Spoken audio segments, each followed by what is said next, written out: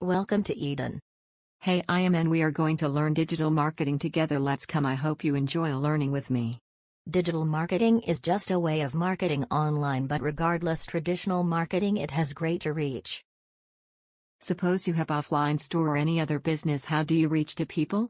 First, you print your own card, second, advertisement in newspaper, third, templates and so on, but you have very little amount of audience reach. Now let us see what is power of digital marketing. There are currently 4.66 billion people using internet all over the world, and you have reached to such large audience. How amazing it is.